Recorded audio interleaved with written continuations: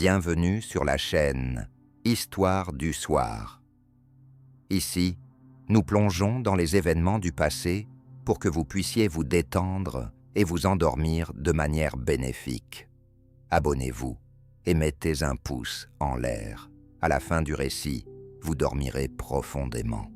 Fermez les yeux et partez pour un voyage dans le temps. Depuis des millénaires, l'humanité a créé des monuments, des temples et des villes en pierre, qui représentent de véritables énigmes pour les chercheurs modernes.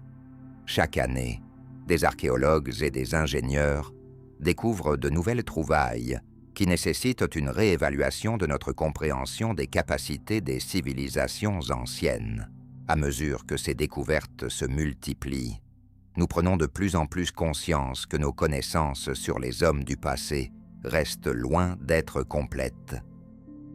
Ces constructions majestueuses représentent des défis d'ingénierie fascinants. Elles impressionnent par leur assemblage précis de blocs énormes, leur aménagement complexe et leur destination inattendue. Certaines d'entre elles donnent naissance à des légendes sur des forces surnaturelles, des technologies perdues et même des extraterrestres qui auraient accompagné les civilisations anciennes. Dans cette conférence, nous examinerons en détail les versions et hypothèses les plus connues relatives à ces objets. Nous examinerons à la fois les explications scientifiques basées sur des données archéologiques et les théories alternatives qui jouissent d'une certaine popularité auprès du grand public. Cela nous aidera à comprendre pourquoi certaines versions sont devenues courantes, ainsi que les arguments avancés tant en leur faveur qu'en leur défaveur. Nous approfondirons l'étude des structures mystérieuses les plus connues et expliquerons comment des personnes, sans outils modernes, élévateurs et modélisation informatique, ont créé des chefs-d'œuvre architecturaux et d'ingénierie. Nous découvrirons pourquoi certains monuments n'ont toujours pas de réponse définitive concernant leur fonction et leur méthode de construction, et nous démontrerons comment les recherches scientifiques modernes et les expériences aident progressivement à percer ces mystères. Ensemble, nous partirons pour un voyage à travers différentes époques et continents, des cercles mégalithiques d'Angleterre aux impressionnants blocs de Baalbek au Liban, du complexe temple de Göbekli Tepe, le plus ancien au monde, à la maçonnerie impeccable des Incas en Amérique du Sud. Nous porterons également notre attention sur des exemples moins connus, mais tout de même impressionnants, de l'habileté ancienne, qui sont rarement abordés dans les sources populaires, mais qui revêtent une importance cruciale pour comprendre les capacités de nos ancêtres. Notre objectif sera d'explorer comment les sociétés anciennes ont pu recréer en pierre des idées et des concepts qui semblent presque impossibles. Cette conférence est dédiée non seulement aux mystères, mais aussi aux secrets déjà révélés. Elle permettra de mettre en lumière le génie humain et les efforts qui ont permis, il y a des milliers d'années, d'ériger des structures fascinantes. Même aujourd'hui, nous passerons des hypothèses aux preuves afin de mieux comprendre et apprécier les réalisations merveilleuses des civilisations anciennes. Sur la côte sud de l'Angleterre, dans la vaste et venteuse plaine de Salisbury, se dressent d'énormes colonnes de pierre, formant l'un des monuments anciens les plus célèbres, Stonehenge. Cette structure est devenue un symbole des mystères historiques et de l'incroyable savoir-faire d'ingénierie de nos ancêtres. Les mégalithes circulaires, disposés selon un ordre précis, attirent des milliers de touristes et de chercheurs désireux de percer leur véritable fonction. Aujourd'hui, Stonehenge se compose d'un ensemble de grandes colonnes de pierre et de poutres formant plusieurs structures closes. À sa base se trouve un anneau extérieur de blocs verticaux, reliés par des pierres horizontales en travers. À l'intérieur de cet anneau se trouve une forme en fer à cheval, composée de 5 constructions indépendantes, chacune étant un trilithe.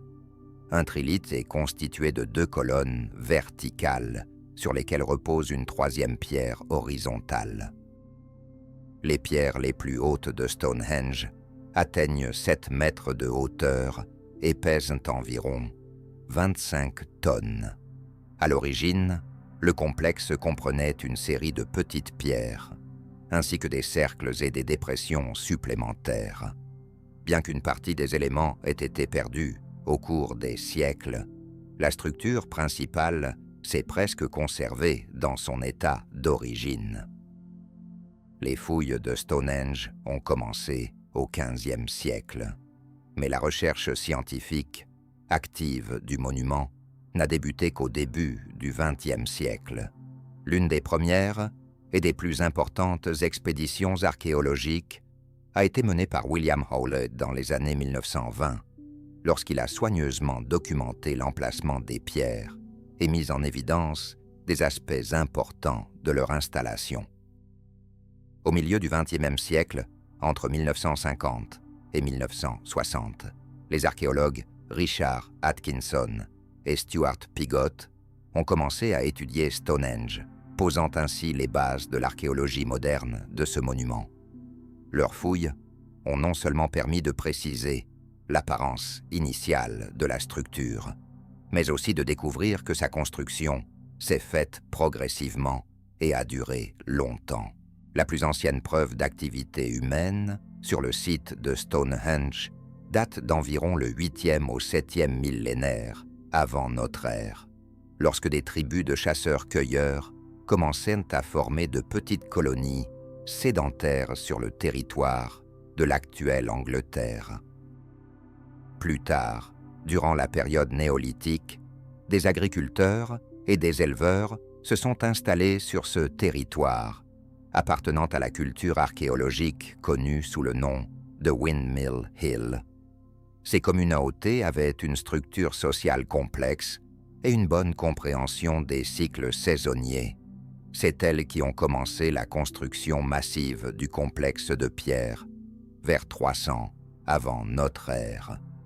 Les archéologues identifient 3 étapes clés dans l'édification de ce monument.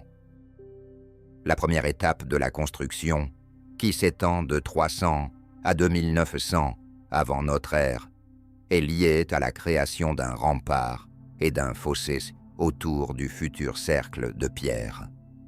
C'est également durant cette période que des trous appelés aubries ont été creusés, un cercle de 6 fosses profondes, où des poteaux en bois ou de petites pierres étaient peut-être initialement installés. La deuxième étape, qui a duré de 2600 à 2400 avant notre ère, a été la plus vaste. C'est à ce moment-là que les célèbres pierres bleues du pays de Galles ont été amenées ici. Ces roches volcaniques, comprenant le dolérite, le rhyolite et le tuf, se distinguent par leur teinte bleuâtre ou gris-bleu, particulièrement visible sur une surface humide. Elles étaient extraites dans les montagnes de Preseli, à l'ouest de l'île, à plus de 200 km de la plaine de Salisbury. Ces blocs, relativement petits, étaient transportés sur de grandes distances, tant par voie terrestre que par voie fluviale. La version la plus probable est celle du déplacement des pierres par les rivières sur des radeaux, puis par la terre, en utilisant des rouleaux, des cordes et des leviers. Lors de la deuxième étape, les pierres bleues ont été disposées sous forme de double anneau, qui est devenu la base de la future structure. La troisième et dernière étape de la construction, qui s'est déroulée de 2400 à 2000 avant notre ère, a achevé la formation de l'apparence moderne de Stonehenge. Pendant cette période, de grands mégalithes en grès, extraits à environ 30 km au nord du monument, ont été amenés sur la plaine de Salisbury. Ces blocs de pierre massifs ont été soigneusement taillés, transportés sur le site et assemblés sous forme d'un anneau extérieur et d'une écuelle intérieure ainsi que de pierre, en forme de trilite. Des méthodes d'ingénierie complexes ont été utilisées lors de l'édification. Des saillies et des encoches sont restées sur les blocs, assurant une connexion fiable et solide des structures. Le haut niveau de finition et l'ajustement précis des pierres témoignent de l'habileté des anciens bâtisseurs, capables de résoudre des problèmes techniques complexes. Les méthodes modernes de datation, y compris l'analyse par radiocarbone, ont permis d'établir avec précision que les principales étapes de la construction ont été achevées vers 2000 avant notre ère. Bien qu'il soit impossible de dater directement les pierres de Stonehenge, les archéologues ont étudié des matériaux organiques trouvés dans des éléments clés du monument, en particulier des restes de bois carbonisés, des os et des cendres, extraits des trous d'aubry, des fossés, des tranchées et des remblais des sites de construction ont été analysés. Ces matériaux ont été laissés lors de la construction ou de la reconstruction de la structure, ce qui fournit une référence temporelle fiable pour les travaux. La méthode du radiocarbone est basée sur la mesure de la teneur en isotope de carbone 14 dans les restes organiques. Après la mort d'un organisme, cet isotope se décompose progressivement et l'analyse de sa quantité permet de déterminer le temps écoulé depuis l'arrêt des échanges avec l'environnement. L'erreur de cette méthode ne dépasse généralement pas quelques dizaines d'années, ce qui la rend particulièrement précieuse pour l'étude des monuments du néolithique tardif et de l'âge du bronze. Dans le cas de Stonehenge, la méthode a permis d'établir la séquence des étapes de sa construction et de déterminer la chronologie de chacune d'elles, y compris la formation des tertres, l'installation des pierres et les modifications ultérieures. Cependant, même après cette période, Stonehenge est resté un centre important pour les communautés locales, comme en témoignent les nombreuses découvertes de sépultures et de restes de festins. Au cours des 2 derniers siècles, de nombreuses théories diverses, allant au-delà de l'archéologie et de la science, se sont accumulées autour de Stonehenge, attirant l'attention de ceux qui cherchaient des traces de civilisations puissantes dans le passé. Beaucoup de ces idées ont émergé dans le contexte de la littérature populaire, des mouvements ésotériques et du désir d'attribuer une signification symbolique particulière aux objets anciens. Stonehenge s'est retrouvé au centre de telles théories. L'une des plus connues est l'hypothèse de l'intervention de civilisations extraterrestres qui a commencé à se répandre à partir du milieu du XXe siècle, notamment après la publication du livre d'Erich von Däniken, Les chariots des dieux, en 1968. Dans cette œuvre, et d'autres, Stonehenge est mentionné comme un monument prétendument construit avec l'aide d'êtres d'autres mondes. Parmi les principaux arguments figurent la masse considérable des pierres, l'absence de descriptions écrites, ainsi que les technologies complexes nécessaires à leur installation et à leur traitement. Sur cette base, il est conclu que la culture qui existait sur les îles britanniques il y a environ 5000 ans ne disposait pas des ressources organisationnelles ou des technologies suffisantes pour ériger une structure aussi précise et lourde. De plus, certains chercheurs attirent l'attention sur des marques sur les pierres qui pourraient indiquer un traitement thermique, affirmant que la surface des mégalithes semble fondue et polie, ou qu'elle a été taillée en utilisant des technologies dépassant les capacités du néolithique tardif. Parfois, des mentions émergent concernant la prétendue résistance anormale des joints, la régularité de la pose et la symétrie, qui auraient pu être atteintes à l'aide de machines ou de calculs précis. Des anomalies magnétiques détectées sur le site du complexe et des propriétés inhabituelles de la pierre suggérant une sorte d'influence particulière, sont également discutées. Cependant, les données archéologiques et techniques fournissent une explication logique à ces caractéristiques. Les pierres de Stonehenge ont été travaillées manuellement à l'aide d'outils en pierre et en bois. Les rugosités de surface, les éclats et les zones polies sont le résultat de l'érosion, du frottement et des interventions ultérieures, y compris les restaurations des derniers siècles.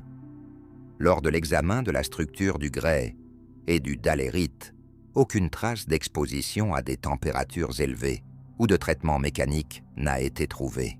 L'utilisation de saillies, d'entailles et d'un ajustement précis reposait sur des principes simples et fiables de stabilité, connus de nombreuses traditions de construction.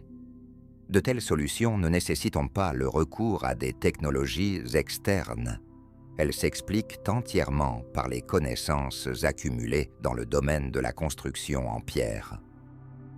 Les mesures des fluctuations magnétiques réalisées par des géophysiciens britanniques au début des années 2000 ont montré des valeurs stables correspondant à la géologie régionale. Un fond naturel a été déterminé au sein du complexe en raison des couches sous-jacentes et de la composition minérale des mégalithes.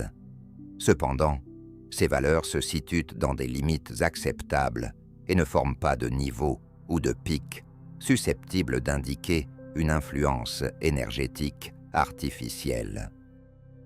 Il est souvent mentionné qu'il n'y aurait prétendument aucune trace d'habitat permanent dans les environs de Stonehenge, ce qui est interprété comme un indice d'une origine extraterrestre du complexe. Cependant, au cours des dernières décennies, les archéologues ont découvert de nombreux signes d'activité humaine dans cette région.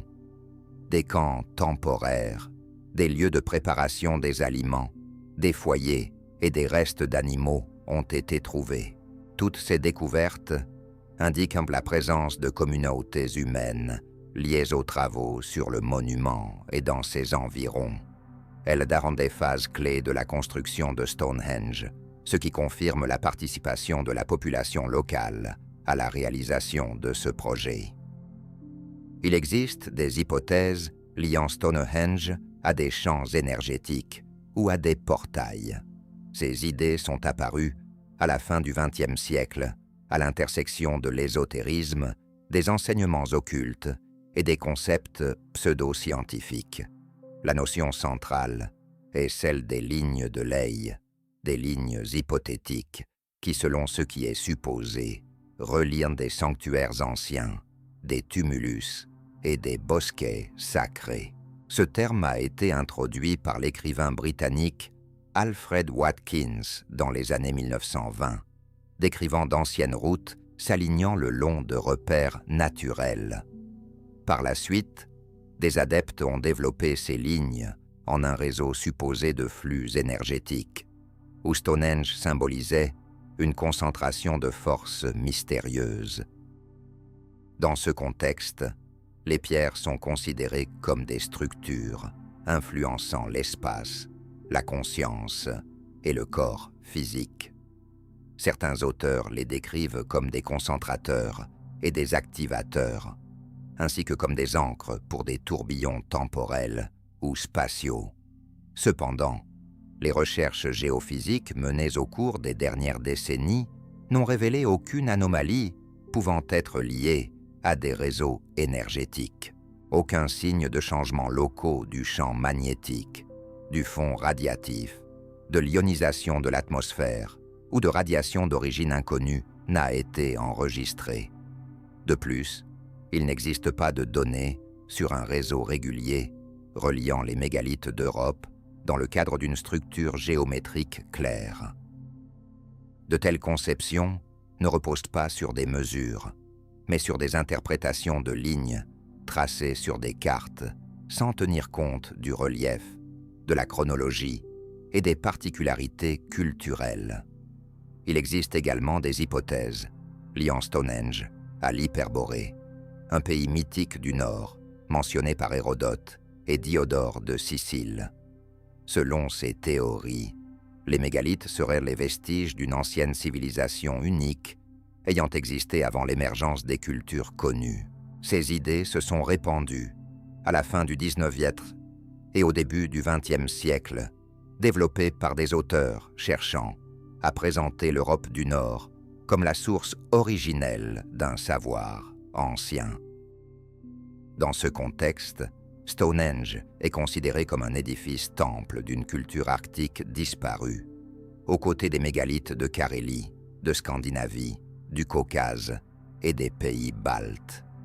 Cependant, de telles comparaisons, négligeant les critères fondamentaux de l'analyse archéologique, la chronologie, les méthodes de construction, le contexte culturel, les matériaux, les pratiques rituelles et le style architectural de ces monuments, diffèrent considérablement.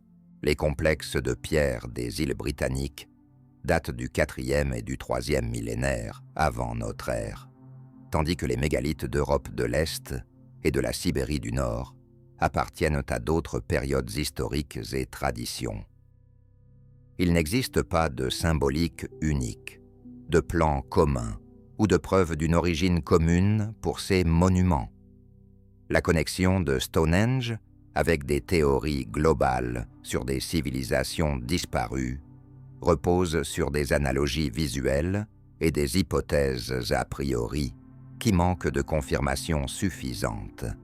La popularité de telles versions s'explique par des images attrayantes, un intérêt pour un savoir perdu et le désir de proposer des alternatives romantiques à la science officielle. Cependant, une étude cohérente du complexe, en utilisant des méthodes de terrain, des datations et une analyse technique, permet de mieux comprendre son origine. De nombreuses caractéristiques de Stonehenge deviennent claires lorsqu'on le considère dans le contexte des conceptions des sociétés du néolithique tardif.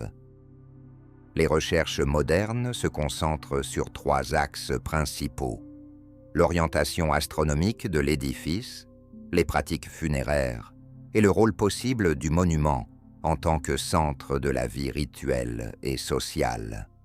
Tous ces aspects sont soutenus par des données archéologiques concrètes et représentent des éléments interconnectés, reflétant la vision du monde des personnes ayant habité les environs d'Old Sarum il y a plus de 4000 ans. La caractéristique la plus remarquable et documentée de Stonehenge est son orientation vers les solstices d'été et d'hiver. L'entrée principale du cercle est conçue de telle sorte qu'au jour du solstice d'été, le disque solaire se lève exactement au-dessus de la pierre de l'angle, éclairant l'axe du complexe. En revanche, la direction du coucher du soleil, lors du solstice d'hiver, passe précisément par le centre du cercle intérieur. Ces alignements ont été confirmés par des mesures instrumentales, la modélisation du mouvement des corps célestes et des observations locales. Ils démontrent une grande précision dans la détermination de l'axe et témoignent d'une longue tradition d'observation saisonnière. Des liens astronomiques ont également été découverts dans d'autres monuments mégalithiques de Grande-Bretagne, tels que le cercle de Callanish sur l'île de Lewis et le cercle de Brodgar dans l'archipel des Orcades. Cela permet d'affirmer que l'orientation vers les cycles célestes faisait partie d'un système de croyances commun, reliant les rythmes naturels aux rituels calendaires, aux cycles agricoles et aux rencontres sociales. La précision astronomique était atteinte grâce à des moyens simples, tels que des repères sur l'horizon, des pierres de visée et des observations pluriannuelles de la position du Soleil et de la Lune. Ce savoir était transmis de génération en génération sur la base de l'expérience pratique. Les découvertes funéraires jouent également un rôle significatif dans l'étude de Stonehenge. Parmi ces éléments les plus anciens se trouvent les soi-disant fosses Aubrey, qui contenaient plus de 30 urnes funéraires, disposées dans des fosses soigneusement aménagées en cercle, dans le périmètre du monument des restes d'au moins 100 personnes ont été retrouvés. L'analyse au radiocarbone montre que ces inhumations se sont déroulées sur une période d'environ 200 ans. Des études isotopiques et anthropologiques indiquent que les enterrés, principalement des hommes âgés de 25 à 40 ans, présentaient souvent des signes de charge physique et de blessures. Cela suggère que les inhumations pouvaient être sélectives et que des individus ayant des statuts particuliers au sein de la communauté, tels que des leaders ou des personnes ayant des fonctions sacrées, étaient probablement enterrés ici. Le lien entre le mouvement de la lumière et la pratique funéraire permet de supposer l'existence d'un culte des ancêtres. Le soleil, au cours de son parcours annuel, devient un symbole de renouveau et de retour. Les inhumations à l'intérieur du cercle, liées à l'éclairage selon l'axe, créent une sensation d'espace où le temps et la mémoire se fondent dans une structure rituelle commune. Dans ce contexte, les constructions en pierre ne représentent pas seulement une enveloppe architecturale, mais aussi un mécanisme de fixation d'un modèle de vision du monde, dans lequel la vie et la mort sont intégrés dans le cycle naturel. Des recherches récentes menées dans le cadre du projet Stonehenge Riverside Project ont révélé une caractéristique importante du complexe. Celui-ci s'intègre harmonieusement dans un paysage riche en signes. À quelques kilomètres au nord, les archéologues ont étudié les restes de Durrington Walls, où se trouvaient des structures en bois, des traces de repas collectifs et des points de rassemblement. L'emplacement des poteaux, ici, tout comme à Stonehenge, est lié à l'orientation solaire, mais est dirigé vers le coucher du soleil. Ce contraste souligne la conception des deux aspects de la vie rituelle, temporelle et éternelle. Une attention particulière est accordée à la technique d'installation des pierres. Les fouilles ont révélé la présence de fosses rectangulaires avec un fond compacté, destinés à des blocs verticaux. Dans ces fosses, des traces de supports en bois et de coins en pierre ont été découvertes qui maintenaient les mégalithes après leur élévation. Lors des fouilles, d'un des trous de support, les archéologues ont trouvé des fragments de poutres en bois et des marques de structures d'échafaudage, ce qui a permis de reconstruire la technologie de construction. Les blocs verticaux étaient installés en position inclinée, la base étant remplie de gravier et d'argile, après quoi un nivellement était effectué. Des poutres horizontales ou traverses étaient posées à l'aide de remblais, de guides en bois et de cordes passant par des rainures découpées. Aux extrémités des pierres horizontales, des saillies clairement visibles étaient insérées dans les alvéoles correspondant des blocs verticaux. Cette méthode de connexion confirme l'engagement des architectes de Stonehenge envers la stabilité, la durabilité et l'ajustement précis des éléments. Nous nous déplaçons maintenant vers l'est, au pied des montagnes, où les plaines poussiéreuses du sud-est de l'Anatolie cachent l'une des énigmes les plus étonnantes du monde ancien. Dans cette région aride, près de la ville d'Urfa, se trouve une colline qui, jusqu'à la fin du XXe siècle, était considérée comme une simple élévation géologique. En 1994, l'archéologue Klaus Schmid a commencé des fouilles ici, ce qui a radicalement changé notre compréhension de l'architecture ancienne, des pratiques religieuses et de la nature de la civilisation. Göbekli Tepe est devenue l'une des découvertes archéologiques les plus significatives de l'histoire. La datation au radiocarbone des matériaux organiques provenant des couches de construction a révélé que le complexe date du 9e ou 10e millénaire avant notre ère. Cela en fait le plus ancien édifice cultuel connu dans l'histoire de l'humanité et anticipe l'invention de l'écriture, de la poterie et de l'agriculture sédentaire. Göbekli Tepe est apparu à la croisée des époques. lorsque les sociétés de chasseurs-cueilleurs ont commencé à passer à un mode de vie sédentaire, formant des structures sociales plus durables. Sur le plan archéologique, il est associé à la communauté pré-céramique qui existait au Levant et en Haute-Mésopotamie. Se terment encore des groupes semi-nomades qui se rassemblaient pour des événements saisonniers, des échanges et des rituels. La colline était utilisée comme sanctuaire et présentait une structure différente par rapport aux établissements agricoles. Il n'y a aucune trace de maison d'habitation, de foyer ou de déchets. Tout indique que cet endroit était destiné à des actes rituels collectifs. Les cercles de pierre ont été créés par étapes. À l'intérieur de chaque cercle, de massives stèles en forme de T-C étaient disposées le long du périmètre. Leur hauteur atteignait 5 mètres et leur poids pouvait aller jusqu'à 20 tonnes. 2 stèles centrales dans chaque cercle dominaient les autres, formant une sorte de point focal de l'espace rituel.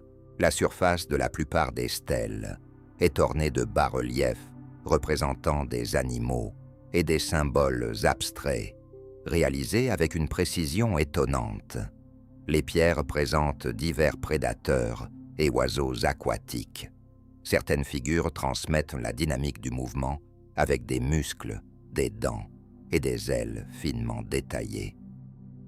Une attention particulière est attirée par les scènes d'interaction entre les animaux, qui semblent faire partie d'un schéma ou d'une séquence. Sur l'une des stèles, un vautour est représenté tenant dans ses griffes un objet ressemblant à un crâne, tandis que sur l'autre se trouve une composition circulaire avec un groupe de reptiles. Ces images pourraient refléter des mythes rituels liés au monde des morts, à la chasse ou au cycle saisonnier. Ce qui étonne, c'est non seulement la minutie de l'exécution, mais aussi l'organisation des bas-reliefs. La plupart des animaux sont présentés de profil, mais présentent des éléments en vue 3/4. Certaines figures dépassent partiellement les limites de la stèle, créant une impression d'intrusion dans l'espace. Les scènes symboliques sont disposées de telle manière qu'il est impossible de les percevoir d'un seul coup d'œil sans faire le tour des structures. À proximité des bas-reliefs se trouvent des signes, y compris des motifs géométriques répétitifs représentant des mains, des ceintures et des bandeaux.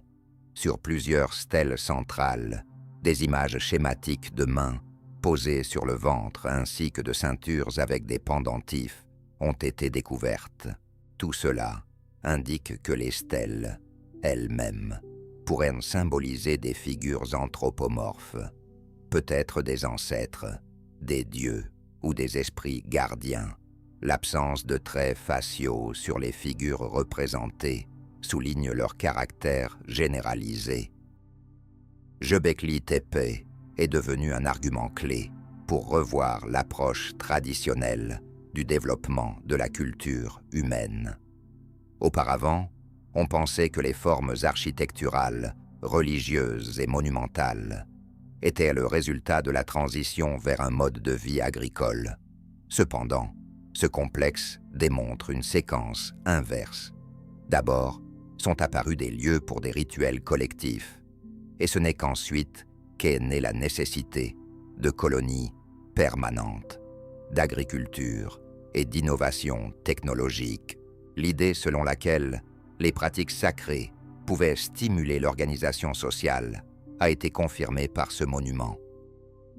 Les fouilles, commencées en 1994, se poursuivent encore aujourd'hui, et seuls 4 des 20 cercles supposés ont été découverts jusqu'à présent. Les autres restent encore sous le tumulus artificiel créé par les bâtisseurs eux-mêmes. L'ancienneté unique de Göbekli Tepe, la monumentalité de sa structure et l'absence de traces d'activités économiques à l'intérieur du complexe ont donné lieu à de nombreuses théories spéculatives. L'apparition de ce monument au Xe millénaire, avant notre ère, suscite chez de nombreux chercheurs et scientifiques un sentiment de controverse. Comment des chasseurs-cueilleurs, sans métaux, céramique ni agriculture durable, ont-ils pu ériger quelque chose d'aussi imposant et symboliquement riche?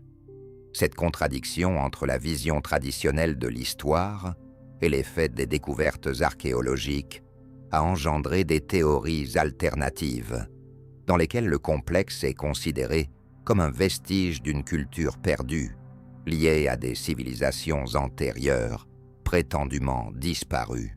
L'une des hypothèses les plus populaires est celle selon laquelle Göbekli Tepe serait l'héritage d'une civilisation préhistorique ayant existé avant le déluge mythique.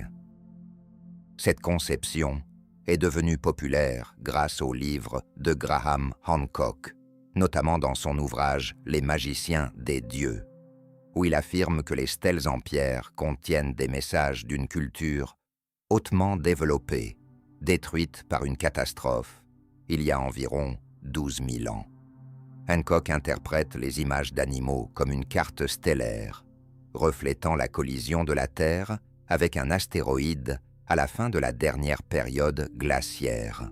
Il souligne également que la complexité architecturale du complexe dépasse les capacités des sociétés néolithiques, suggérant l'existence de connaissances perdues.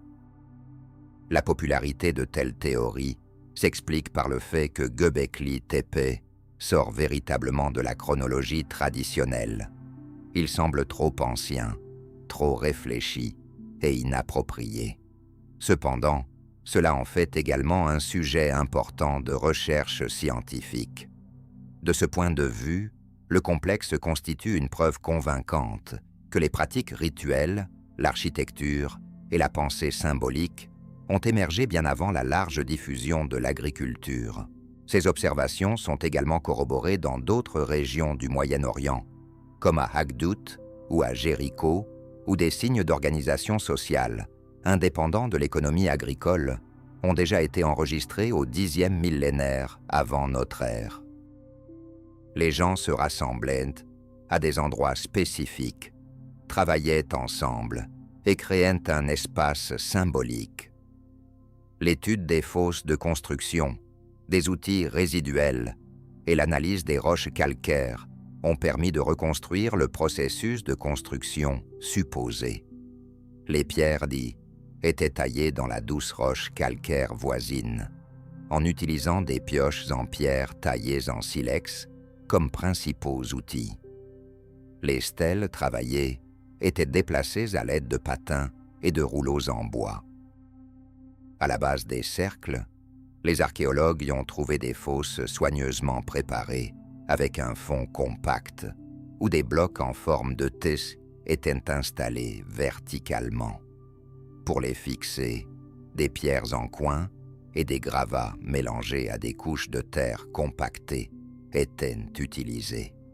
Certaines fosses de construction ont conservé des empreintes de supports et de restes de vieux bois. Le processus d'installation des blocs, selon les suppositions, impliquait l'utilisation de remblais et de leviers pour les soulever. Une fois le travail terminé, les pentes de terre étaient nettoyées et la base était compactée. Les stèles centrales étaient installées en premier, puis les blocs extérieurs étaient disposés autour. La symétrie, les proportions et l'orientation précise de tous les éléments témoignent d'un calcul réfléchi. La distance entre les stèles est mesurée, la hauteur est ajustée, et la structure interne se répète d'un cercle à l'autre. Cela laisse supposer l'existence d'un plan d'aménagement et d'un savoir collectif sur l'espace. Déplaçons-nous dans la vallée montagneuse de l'est de la Méditerranée, où se dressent des pierres qui sont devenues le symbole de l'impossible, au-dessus de la plaine du Levant. Sur le territoire du Liban moderne, une plateforme a été construite dans l'Antiquité, qui est encore considérée comme l'une des plus mystérieuses réalisations d'ingénierie du monde romain. Il s'agit du temple de Jupiter à Baalbek, un complexe monumental dont les dimensions et la construction continuent d'impressionner et de susciter des débats. Érigé au milieu de notre ère, le temple impressionne par ses colonnes de près de 20 mètres de hauteur. La base sur laquelle elle repose est également un sujet de nombreuses discussions en raison des 3 gigantesques pierres intégrées à la fondation de la plateforme. Chacune de ces pierres pèse environ 800 tonnes et mesure près de 20 mètres de long, et elles sont connues sous le nom de trilithons de Baalbek. Leur disposition sur le 3e niveau supérieur de la fondation sous-jacente rend la question de leur agencement particulièrement importante pour comprendre l'ingénierie antique.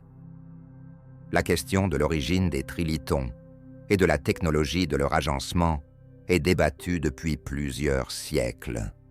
Ces blocs deviennent souvent le sujet d'hypothèses les reliant à des civilisations perdues, à des bâtisseurs cyclopéens ou à des capacités techniques inégalées du monde ancien. De nombreuses recherches modernes soulignent l'apparente impossibilité d'un tel exploit. Comment des blocs pesant 800 tonnes ont-ils pu être déplacés et installés avec une telle précision sans grue moderne? Cependant, les données archéologiques montrent que l'étude de la plateforme, ainsi que des technologies utilisées dans l'Antiquité, permet de clarifier considérablement cette énigme. Les trilithons font partie de la fondation sous-jacente et sont situés dans sa section occidentale. Ces blocs sont disposés en une rangée horizontale, s'ajustant étroitement les uns aux autres. Ils ont été taillés dans du calcaire, extrait d'une carrière située à environ 800 mètres du temple. Dans cette même carrière, un autre bloc gigantesque, connu sous le nom de pierre de la femme enceinte du Sud, a été trouvé, pesant plus de 100 000 tonnes.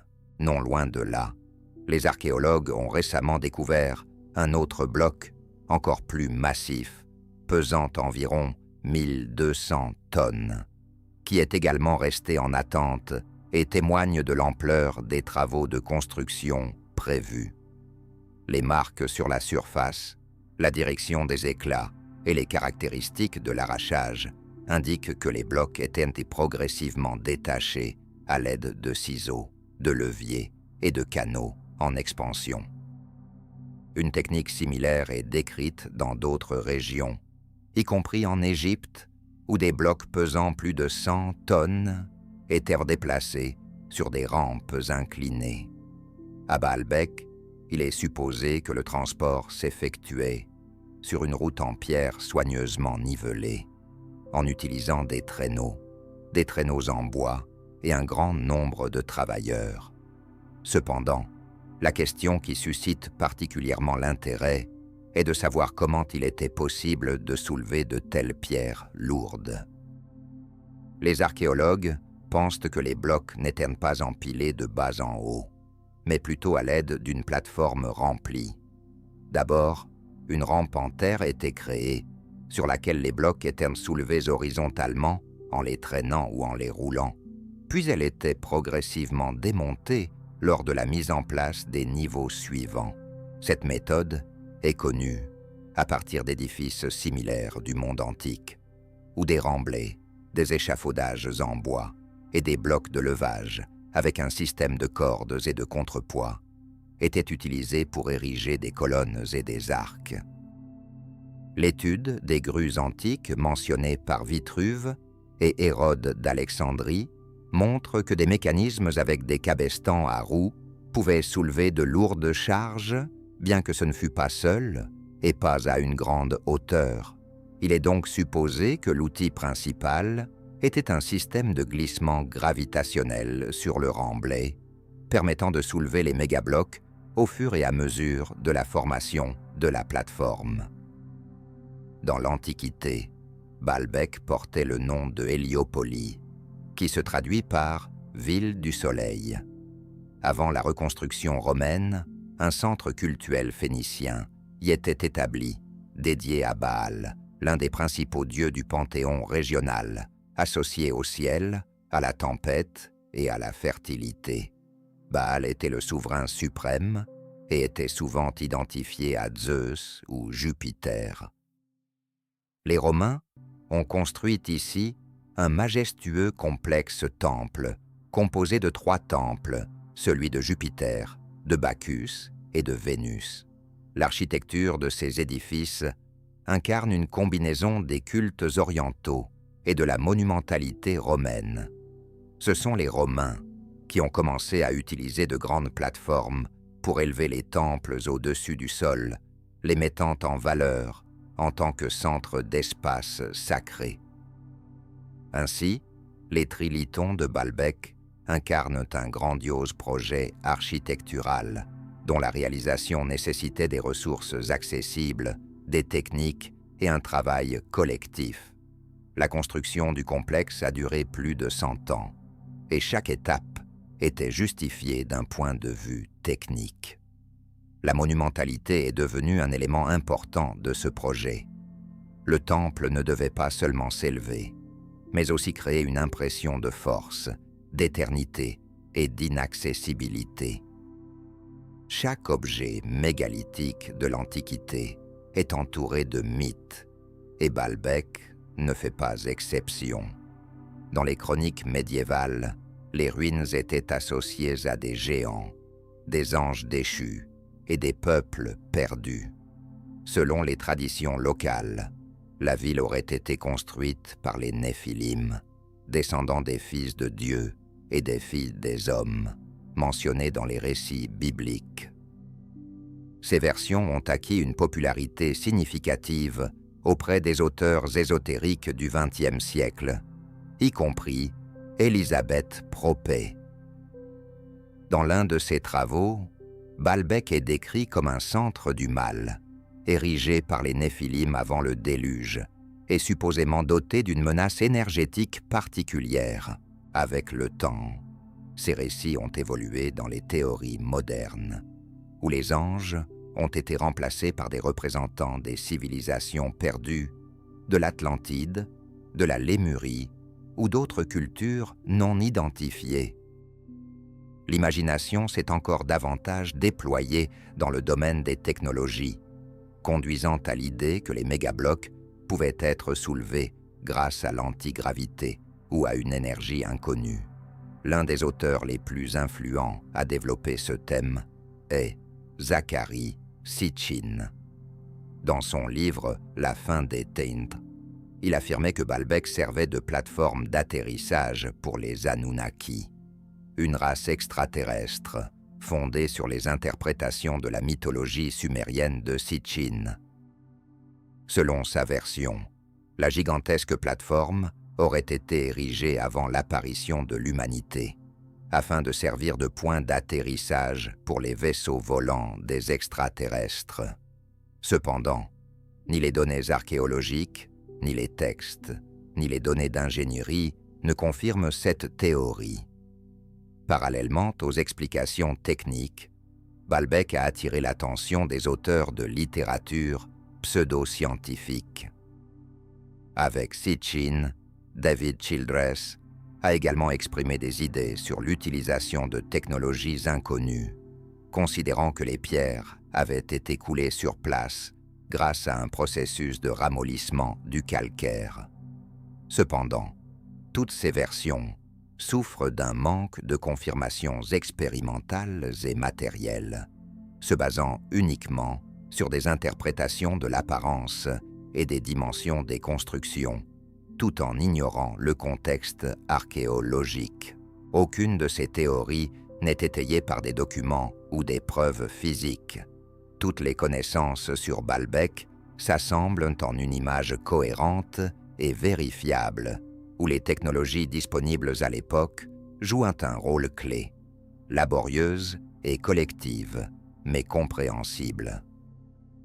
Les chercheurs modernes ont proposé plusieurs hypothèses d'ingénierie concernant la mise en place des trilitons, basées sur la construction antique à Rome, Alexandrie et Jérusalem, ou des rampes inclinées Des plateformes glissantes et des systèmes de blocs étaient utilisés.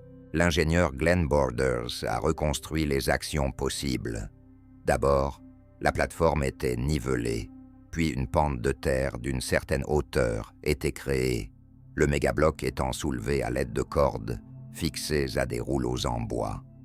Dans l'utilisation d'un système de contrepoids, le mouvement était contrôlé par des cabestings ou des tambours verticaux avec des cordes, manœuvrés par des ouvriers ou des animaux de batte. Cette méthode permettait un mouvement uniforme, même pour des charges dépassant 500 tonnes, à condition que la charge soit répartie de manière homogène. Borders a réalisé une série de calculs d'ingénierie et développé des modèles à grande échelle, montrant comment il était possible de transporter et de soulever de grands blocs. Ces recherches ont été publiées dans des revues d'ingénierie et d'histoire et étaient basées sur des données concernant d'autres constructions antiques. La méthode qu'il a proposée correspond aux principes connus de la construction antique et est soutenue par les caractéristiques techniques du site à Baalbek. L'expérience réussie de levage de structures similaires est confirmée dans plusieurs autres projets. Les Romains, en élevant des obélisques, déplaçaient des colonnes à plusieurs niveaux, construisaient des aqueducs et des arcs de triomphe, le poids de certains blocs atteignant des centaines de tonnes. La structure de Baalbek s'inscrit également parfaitement dans ce contexte, et ces techniques de construction reflètent la période tardive romaine. Les pierres étaient travaillées avec des outils habituels, et la maçonnerie présentait des formes similaires à celles d'autres provinces orientales. De nombreux éléments ornementaux, formes architecturales et principes de composition résonnent avec les temples du Moyen-Orient, en particulier avec les complexes de Byblos, Palmyre et Gerasa. En conséquence de la fusion des traditions de construction locales et de la pratique romaine, un ensemble a été créé, surpassant en échelle de nombreuses constructions métropolitaines. Poursuivant notre voyage à travers les ruines antiques les plus célèbres, nous nous dirigeons vers l'Amérique du Sud, sur un plateau andin aride où se cache une énigme qui a attiré l'attention des archéologues et des partisans de l'histoire alternative. Il s'agit de Pumapunku et Tiwanaku, des parties d'un ancien centre rituel situé dans l'actuelle Bolivie. Ces constructions sont devenues des symboles d'une maçonnerie inhabituelle, d'une géométrie précise et de débats enflammés sur les technologies des civilisations précolombiennes. Tiwanaku est une zone archéologique située sur la rive sud-est du lac Titicaca et est considérée comme le centre de la culture éponyme, qui a existé du début du premier millénaire avant J.C. jusqu'à environ le Xe siècle de notre ère. Cette culture appartient aux premières civilisations andines qui se sont développées dans les hauts plateaux de l'altiplano. Ses représentants ont maîtrisé des technologies agricoles avancées, y compris des champs surélevés et des canaux d'irrigation, et ont créé de grands complexes cérémoniels orientés vers des événements astronomiques.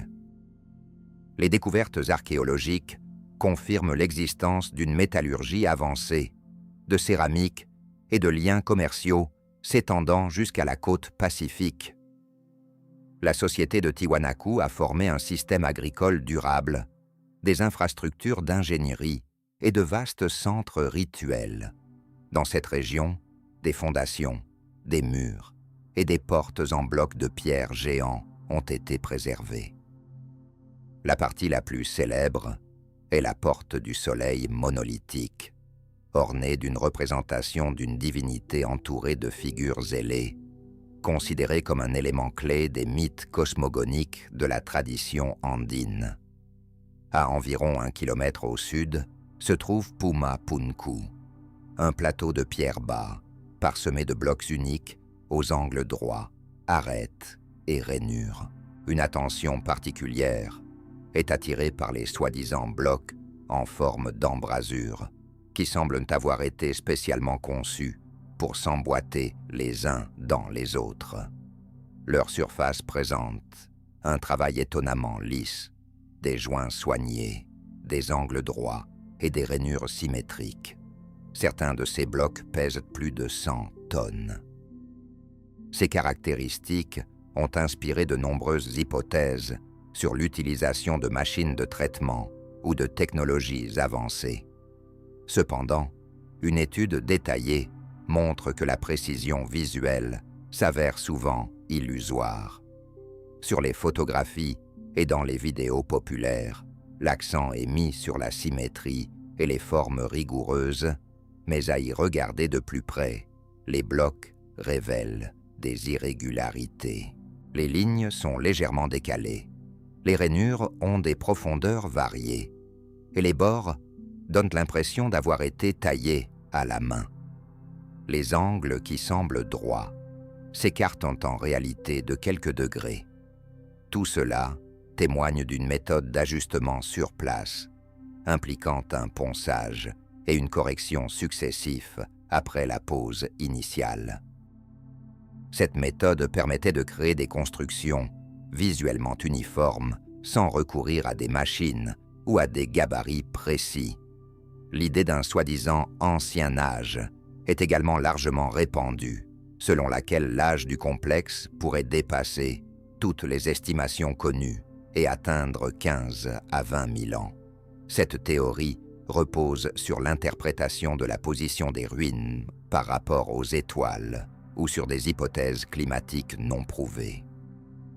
Dans certaines publications, il est affirmé que Pumapunku est le site des Anunnaki ou le centre des Hyperboréens, représentant l'héritage d'une civilisation disparue.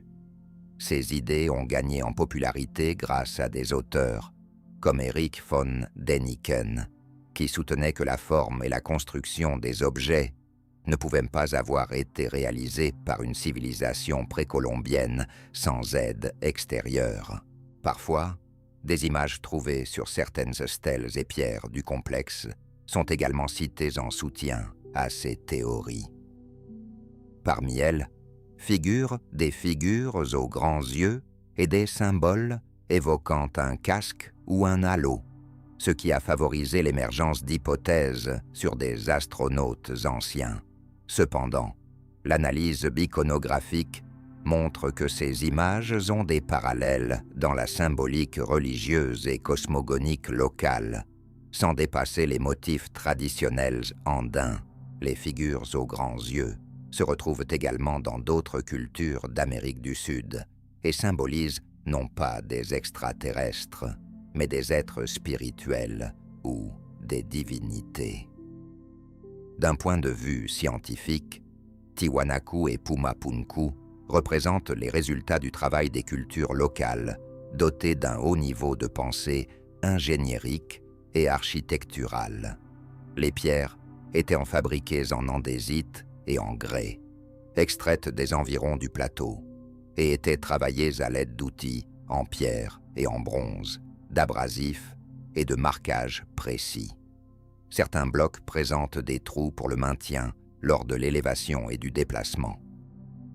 L'analyse des joints indique que l'ajustement des blocs a été réalisé manuellement, avec un choix, un ponçage et un réglage progressif de chaque élément sur place. Bien que les blocs paraissent symétriques, leur dimension varia souvent de quelques centimètres, ce qui confirme l'absence de traitement standardisé par machine. L'orientation de certaines parties du complexe témoigne effectivement d'un lien avec les observations astronomiques, ce qui est caractéristique de nombreuses cultures mésoaméricaines et sud-américaines. Les couches archéologiques sous Pumapunku ont été datées d'environ le VIe siècle de notre ère, et les analyses au radiocarbone des restes organiques provenant des couches de construction confirment ces dates. Les pierres de Pumapunku laissent une forte impression, surtout si l'on ne connaît pas leur composition. Les blocs les plus grands sont constitués de grès rouge, une roche sédimentaire, dense mais relativement douce, qui se prête facilement à un traitement initial. Elle se fend facilement le long des couches naturelles et peut être taillée sans outils spécialisés. Grâce à sa structure poreuse, la forme est contrôlée lors du traitement par percussion et par sculpture. Les éléments plus petits, plus soigneusement travaillés, sont réalisés en andésite, une roche volcanique robuste, également adaptée au polissage. Bien que l'andésite soit plus dure que le grès, elle peut être travaillée manuellement à l'aide d'abrasifs, surtout lorsqu'elle est combinée avec de l'eau et du sable de quartz fin. Cette méthode permet d'obtenir des surfaces lisses et de former des bords nets sans utiliser de fraises métalliques ou de tours, des marteaux en pierre, des ciseaux en bronze et des durcisseurs locaux aidaient à atteindre la forme souhaitée des pièces. La question de l'achèvement de Pumapunku reste d'actualité. Actuellement, le complexe se compose de blocs épars, disposés sans système visible. Beaucoup d'entre eux sont renversés, partiellement brisés ou ensevelis. Cette absence de structures intégrales a suscité des opinions selon lesquelles Pumapunku n'aurait soit pas été achevé, soit aurait été détruit. Les données archéologiques confirment que certains travaux de construction pourraient être restés inachevés. Certains blocs sont à l'état brut, tandis que d'autres sont dispersés, comme s'ils avaient été jetés hors du centre des travaux. Étant donné l'emplacement du complexe dans une zone sismiquement active, les destructions pourraient être le résultat de tremblements de terre. Il est également probable que des interventions aient eu lieu durant la période coloniale. De nombreuses pierres ont été réutilisées et une partie des fondations a été démantelée pour les besoins de constructions ultérieures. Le principe de composition de la structure, constitué de blocs parfaitement ajustés avec des éléments répétitifs et une orientation selon des axes, indique un plan architectural soigneusement élaboré. Ce n'est pas un ensemble aléatoire de monolithes, mais une construction créée sur la base d'une conception ingéniérique. Certains blocs, par exemple, avec des saillies et des rainures, étaient clairement destinés à s'emboîter, ce qui permet de supposer l'existence d'un complexe entier de bâtiments, dont une partie a été démantelée et une autre perdue. Après Plateau Tianca, nous restons dans la région de Van, mais nous nous enfonçons dans le territoire des Incas. Ici, sur une élévation près de Cusco, la capitale de l'empire Inca, se dresse un monument devenu le symbole de leur génie ingéniérique, Sacsayhuaman.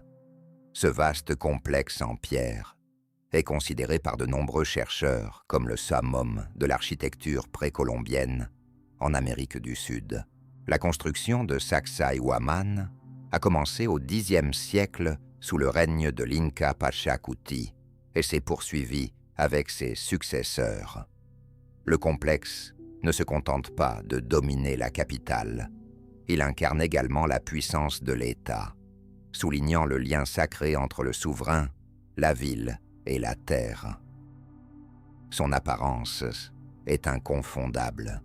Des blocs de pierre cyclopéens sont disposés en forme de zigzag et ajustés avec une précision étonnante. À certains endroits, les joints entre les pierres sont si serrés qu'une lame de couteau ne peut y pénétrer. Les éléments principaux des murs sont constitués de blocs pesant de dizaines à des centaines de tonnes, et les plus grands d'entre eux dépassent 8 mètres de long. Malgré leur forme polygonale irrégulière, les pierres sont assemblées sans fissure et sans l'utilisation de mortiers liants. Les surfaces des blocs sont soigneusement ajustées et les bords sont travaillés pour assurer la solidité de la construction lors des tremblements de terre. Grâce à cela, les joints des murs de Sacsayhuaman ont conservé leur stabilité au fil des siècles. Le matériau principal utilisé pour la maçonnerie est le calcaire, extrait à proximité. tandis que les rangées supérieures les sont composées de blocs plus petits, en andésite et en diorite. Certains pierres présentent des surfaces polies, avec un léger éclat et des angles arrondis pour renforcer la solidité des joints. Les recherches archéologiques montrent que les pierres étaient travaillées sur place et progressivement ajustées les unes aux autres, créant des joints parfaits. Les joints présentent un motif polygonal complexe. Les angles sont courbés, les lignes suivent des arcs ou des vagues, et certaines pierres forment des constructions avec 12 surfaces de contact ou plus. Ces formes confèrent à la maçonnerie flexibilité et résistance, permettant aux murs de respirer légèrement lors des déplacements sismiques, tout en conservant leur solidité. Contrairement à la maçonnerie rectangulaire, qui est sujette à la destruction lors d'un déplacement latéral, le système polygonal répartit les charges sur de nombreuses faces.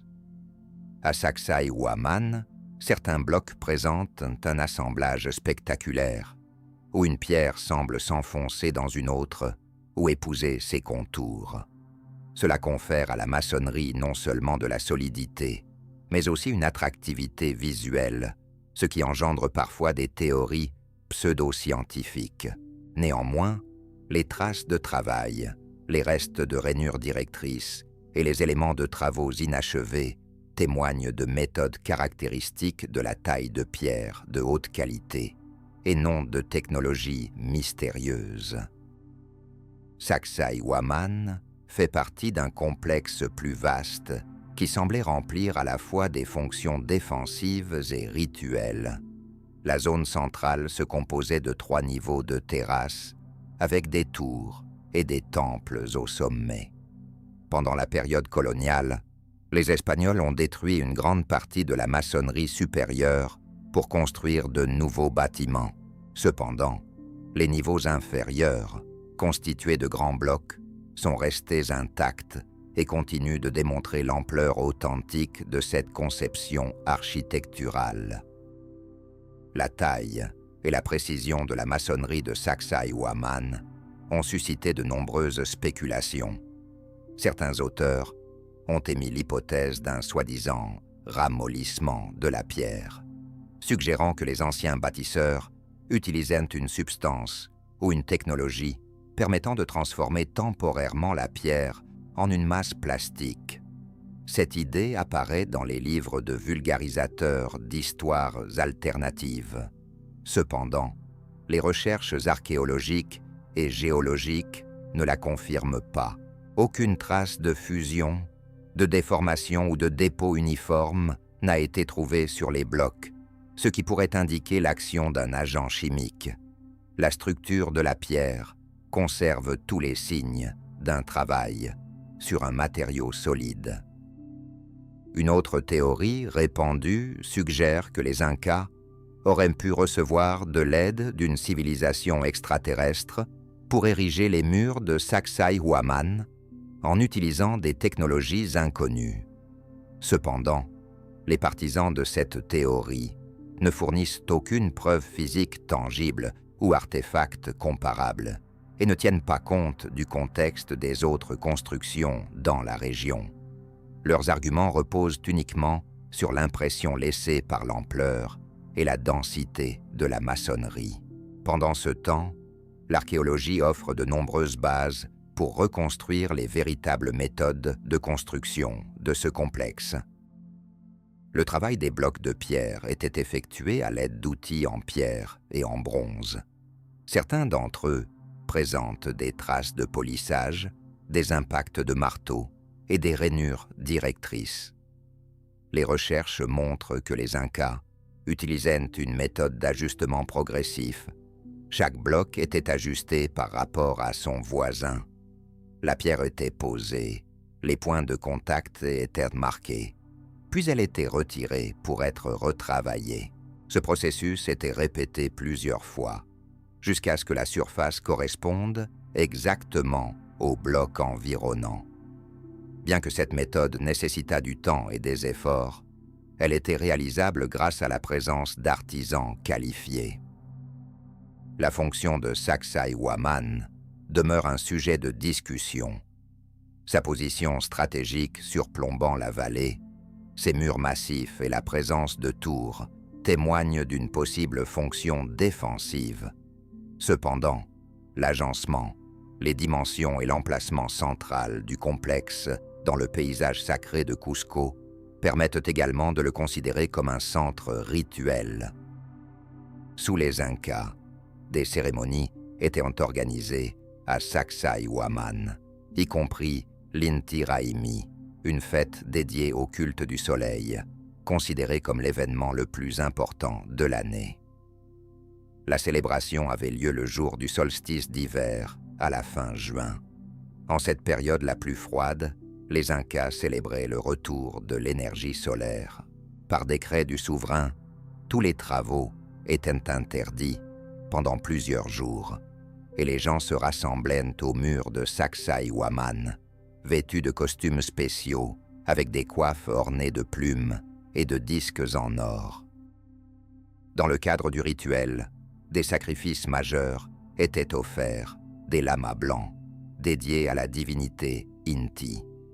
La cérémonie comprenait un spectacle de feu, où des torches étaient allumées à partir de la flamme sacrée, puis transmises à travers toute la ville. L'Inti Raymi incarnait non seulement le lien du peuple avec le soleil, mais aussi l'unité de l'Empire. Des représentants de différentes régions venaient à Cusco, apportant des offrandes et jurant fidélité au souverain. Ces fonctions sont interconnectées, car dans diverses cultures, les aspects sacrés et militaires s'entremêlent souvent. Pour conclure notre voyage, nous descendons des montagnes vers la plaine aride. Au milieu de ce paysage désertique, où la pluie tombe pratiquement jamais, se trouve l'un des complexes les plus mystérieux de l'Antiquité, les géoglyphes de Nazca. C'est la dernière étape de notre parcours à travers les étonnantes constructions du monde précolombien en Amérique du Sud. Le plateau est situé sur la côte sud du Pérou moderne. Sur une superficie d'environ 500 km² s'étendent des centaines de lignes, de trapèzes et de dessins créés par des humains il y a environ 3000 ans. On peut y voir d'énormes représentations d'oiseaux, de singes, d'araignées, de chiens et de lézards, ainsi que des motifs géométriques et des lignes qui se croisent. Certaines lignes s'étendent sur des dizaines de kilomètres, tandis que certaines figures peuvent atteindre plus de 80 mètres de large et de long. La largeur des lignes varie de 30 cm à presque 2 mètres, avec une profondeur allant jusqu'à 15 cm. Au total, le réseau compte plus de 800 km de lignes.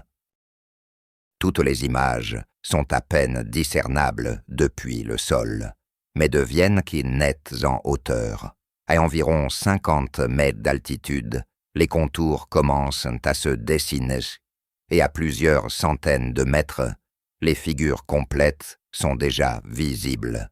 C'est précisément cela qui explique pourquoi si peu de choses étaient connues sur les géoglyphes pendant longtemps. Le plus célèbre d'entre eux est le soi-disant astronaute, une figure humaine avec une tête arrondie et un bras levé. Contrairement à la plupart des dessins situés sur la surface horizontale du plateau, cette figure est taillée sur le flanc d'une colline et est visible même depuis d'autres hauteurs. Sa hauteur atteint environ 30 mètres, ce qui en fait un objet de nombreuses interprétations. Parmi les autres figures, se distinguent les silhouettes précises d'un colibri, d'une baleine, d'un singe à la queue enroulée et d'une araignée aux pattes allongées. Les premières mentions des mystérieuses lignes datent du Xe siècle, lorsque des chroniqueurs espagnols ont noté des traces étranges sur la surface rocheuse. Cependant, un véritable intérêt pour le plateau n'est apparu qu'au XXe siècle avec le développement de l'aviation. Les pilotes de vol civil survolant le désert ont remarqué d'énormes dessins qui étaient presque impossibles à voir depuis la Terre. Cela a marqué le début d'une nouvelle étape dans l'archéologie de la région.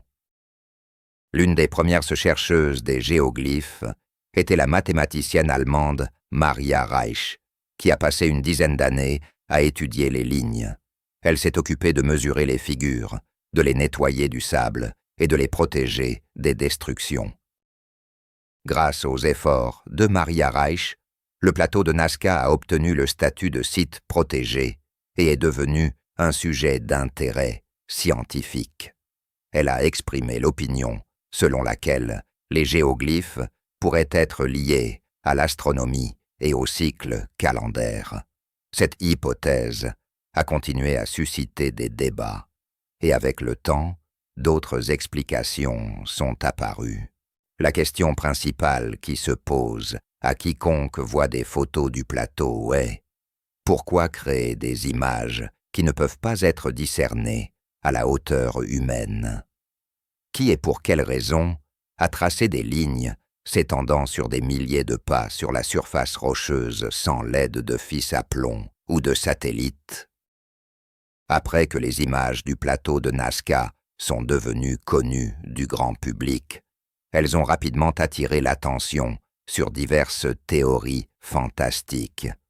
Au milieu du XXe siècle, Erich von Däniken a proposé que les géoglyphes soient des témoignages d'activités extraterrestres. Il a affirmé que les longues lignes et les trapèzes, ainsi que les places ouvertes, pouvaient servir de pistes d'atterrissage pour des vaisseaux spatiaux. De plus, il a interprété les figures d'animaux et d'humains comme des signaux ou des signes adressés à l'univers, destinés à ceux qui observent d'en haut. Les idées de Däniken ont été reprises par d'autres auteurs, y compris des écrivains de science-fiction et des chercheurs des mystères anciens. Au cinéma, dans la littérature et dans des émissions de télévision, le plateau de Nazca a été représenté comme un aéroport interstellaire, un calendrier grandiose d'une hyper-civilisation ou un champ rempli de codes astrologiques. La figure de l'astronaute, un homme avec le bras levé et la tête ronde, ressemblant aux cosmonautes modernes en casque, était également souvent mentionnée. Cependant, malgré leur caractère spectaculaire, ces versions reposaient uniquement sur des observations superficielles. Aucune de ces hypothèses n'a reçu de soutien sous forme de découvertes archéologiques, de calculs d'ingénierie ou de justifications logiques. Les géoglyphes de Nazca ne montrent aucune trace d'atterrissage, de destruction, de carbonisation ou de freinage, ce qui exclut tout contact avec des engins lourds. La science moderne propose des explications plus terre-à-terre et convaincantes quant à leur création. La méthode principale consistait à enlever la couche supérieure de gravier sombre, révélant la roche plus claire et plus dense en dessous. Ce processus est appelé gravure. Les pierres étaient écartées sur les côtés, formant des contours nets. Grâce au climat sec et à un niveau de précipitation très bas, les lignes se sont conservées jusqu'à aujourd'hui, sans nécessiter de renforts supplémentaires.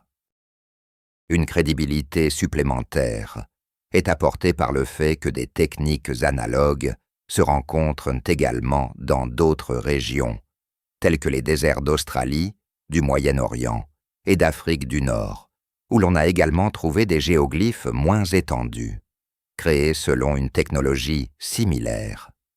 De plus, le peuple Nazca disposait d'un système développé d'aqueducs souterrains et d'objets rituels, ce qui témoigne d'une haute organisation technique et d'une structure sociale complexe. La datation des lignes repose sur l'analyse de matériaux organiques trouvés à proximité des géoglyphes et sur leur mise en correspondance avec la couche culturelle des établissements voisins. La plupart des images sont datées de la période allant du VE siècle avant J.C. au VE siècle après J.C. certaines ayant pu commencer dès l'époque de la culture Paracas et ensuite être complétées par le peuple Nazca.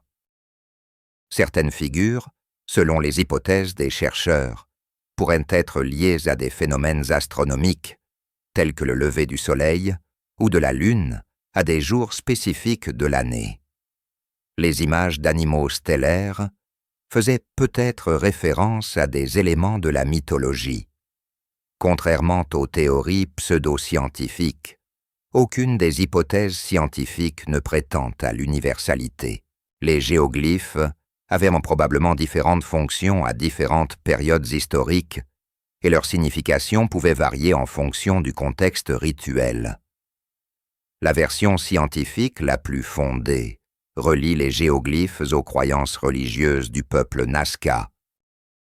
Dans un climat aride, où l'eau jouait un rôle critique dans la survie, de nombreux rituels du peuple Nazca étaient destinés à attirer la pluie et à assurer la fertilité.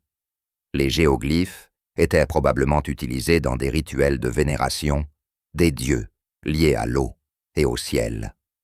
L'échelle des lignes, leur orientation précise et leur visibilité depuis les airs symbolisaient une invocation aux divinités résidant dans les cieux. Certaines images pouvaient incarner des esprits de la nature ou des êtres mythologiques. Ces figures servaient d'expression d'offrandes rituelles dirigées vers le haut, ce qui explique pourquoi de nombreux géoglyphes n'étaient pas destinés à être perçus depuis le niveau du sol. Leurs destinataires étaient les dieux et non les humains. Les géoglyphes ne représentent qu'un aspect du riche patrimoine culturel de la civilisation Nazca. Ce peuple, qui a donné son nom au plateau, s'est formé vers le 1er siècle avant notre ère et a existé jusqu'au 6e siècle. Les Nazca ont hérité de nombreuses pratiques rituelles, conception de l'au-delà et éléments de culture matérielle de la culture Paracas antérieure, connue pour ses textiles, ses sépultures complexes et son art de la trépanation crânienne, en les adaptant aux conditions de la côte chaude. La culture Paracas, qui a existé entre le 6e siècle avant notre ère et le 3e siècle de notre ère, démontrait un haut niveau de connaissances anatomiques. Plus de 100 crânes trouvés dans des sépultures et sur la péninsule de Paracas présentent des traces de trépanation, c'est-à-dire l'ablation chirurgicale d'un fragment de l'os crânien. Certains crânes montrent des signes de cicatrisation, ce qui indique que les patients ont survécu et ont probablement reçu des soins systématiques. Les chercheurs estiment que la trépanation était utilisée tant pour traiter les traumatismes crâniens liés aux conflits intertribaux que pour des raisons rituelles. Les ouvertures ovales et rectangulaires sur les crânes, les bords soignés et l'absence de signes d'infection indiquent une diversité de techniques chirurgicales et un haut niveau d'expertise des chirurgiens. En plus de la trépanation, la déformation artificielle du crâne était largement pratiquée, commençant chez les nourrissons par un bandage serré de la tête avec des planches, des cordons ou des bandeaux en cuir. Cette procédure entraînait la formation d'un crâne allongé, aplati ou conique chez l'enfant. Les anthropologues considèrent cette pratique comme un moyen de créer une identité visuelle pour l'élite, conférant à la forme allongée de la tête une signification symbolique liée à l'élection spirituelle, à la sagesse ou à un lien divin. Certains chercheurs suggèrent que la forme du crâne pouvait imiter les silhouettes des montagnes ou d'autres objets sacrés du paysage environnant, bien qu'il n'existe pas de preuves écrites directes à cet égard. Il est intéressant de noter que cette tradition a continué à exister dans la culture Nazca, bien que de manière moins active. Sur les restes momifiés, on trouve à la fois des traces de trépanation et des signes de déformation intentionnelle du crâne, en particulier chez les hommes enterrés avec de la céramique rituelle. Les découvertes archéologiques témoignent du fait que les habitants de la région vivaient dans de petits établissements, reliés par un complexe système d'irrigation. Les vestiges des aqueducs souterrains, connus sous le nom de Poukis, confirment un haut niveau d'organisation ingéniérique. Ces canaux continuent d'être utilisés par la population locale. En plus des géoglyphes, la culture Nazca a laissé derrière elle une céramique ornée d'un riche décor, d'une variété de couleurs et de symboles. Les récipients représentent des êtres mythiques, des scènes rituelles et des divinités, agrémentées d'éléments animaliers. Cette iconographie constitue une source précieuse d'informations sur les croyances religieuses de la culture Nazca et son interaction avec l'environnement naturel. Ces dernières années, les technologies ont offert de nouvelles possibilités pour l'étude du plateau. Grâce à la photographie aérienne, aux données satellites, à la numérisation laser et aux analyses thermiques, les chercheurs ont découvert des dizaines de géoglyphes auparavant inconnus. Certains géoglyphes sont tellement érodés par le temps qu'ils sont presque indiscernables sur le terrain. Parmi les nouvelles découvertes, on distingue des figures de chats, d'aigles et d'hommes en mouvement, ainsi que des structures géométriques complexes qui traversent les pentes et les lits de rivières asséchés. Cependant, avec chaque découverte, les inquiétudes grandissent. Les géoglyphes sont menacés par l'érosion, le tourisme non autorisé, la construction de routes et les activités agricoles.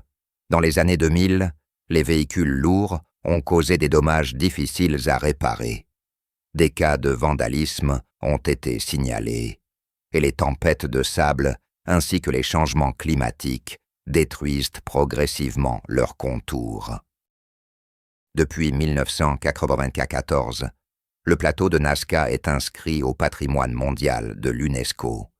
Des organisations internationales et des archéologues péruviens collaborent pour surveiller la région, créer des archives numériques et limiter l'accès au site.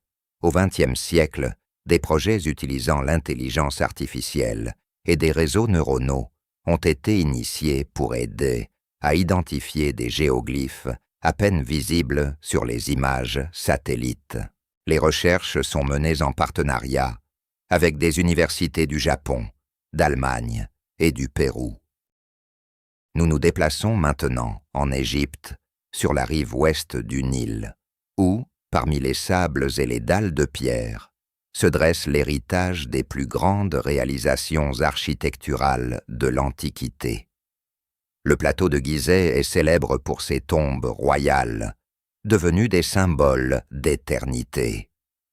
La pyramide de Khéops ou de Khufu mérite une attention particulière. Elle a été construite par le pharaon de la 4e dynastie, qui a régné au milieu du 3e millénaire avant notre ère.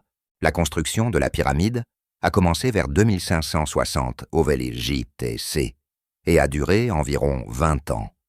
Ce monument est devenu non seulement une tombe, mais aussi l'une des structures mégalithiques les plus précises, érigées avec des outils modernes limités. Les proportions, l'alignement et la structure interne de la pyramide continuent d'être l'objet de recherches scientifiques.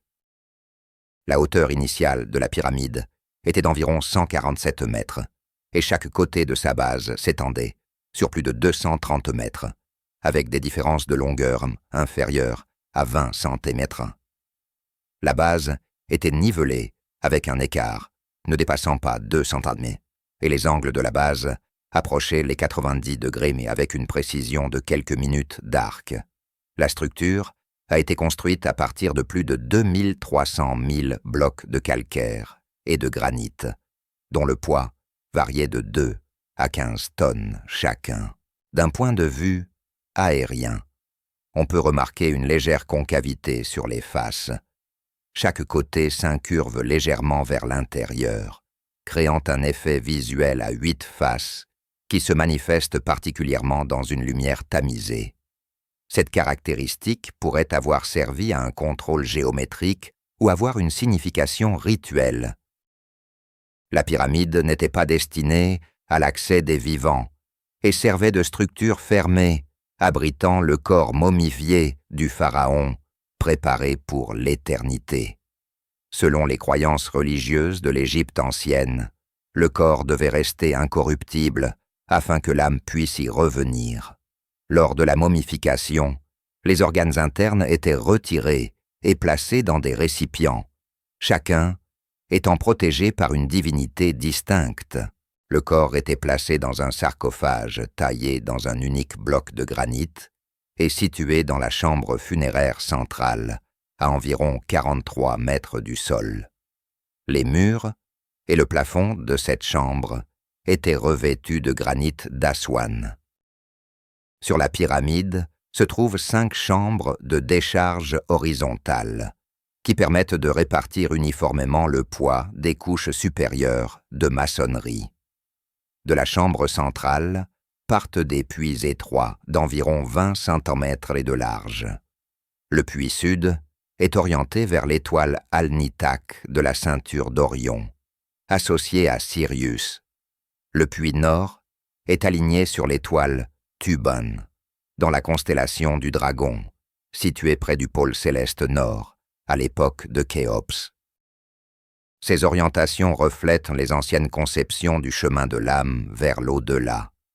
Sous la chambre du roi se trouve la soi-disant chambre de la reine, dont la fonction exacte n'est pas établie.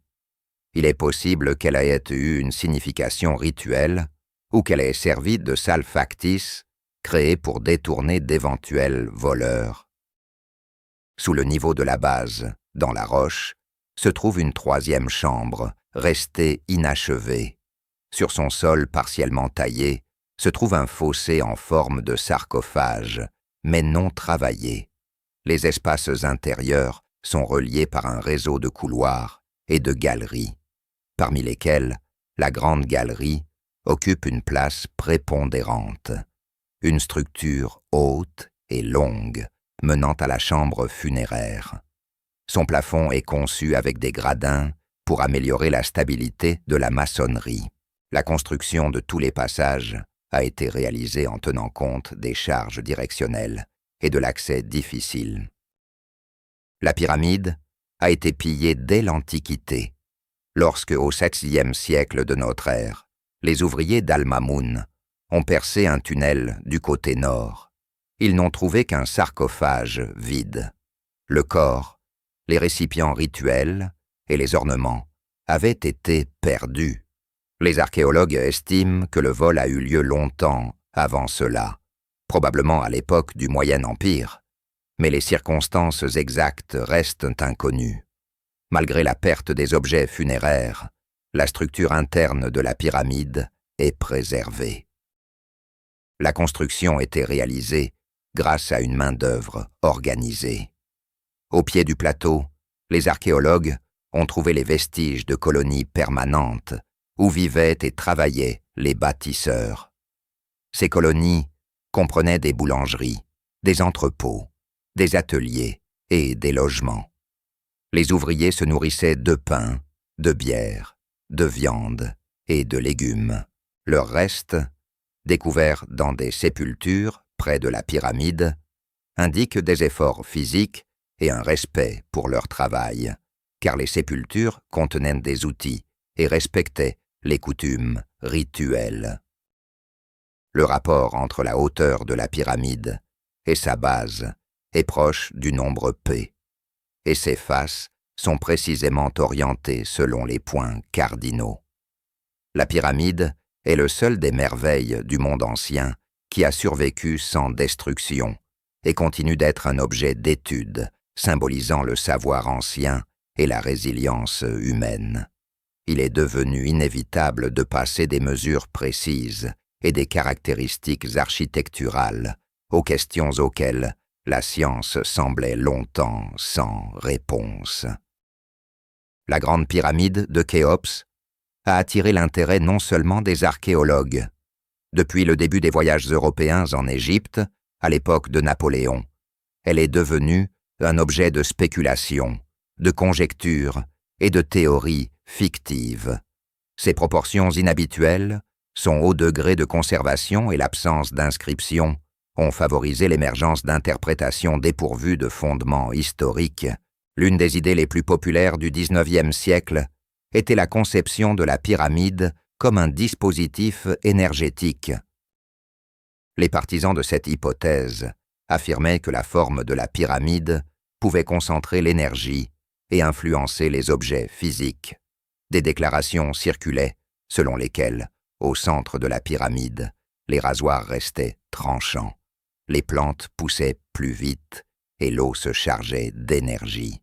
Cependant, aucune de ces affirmations n'a reçu de confirmation scientifique, et de telles théories sont considérées comme pseudo-scientifiques.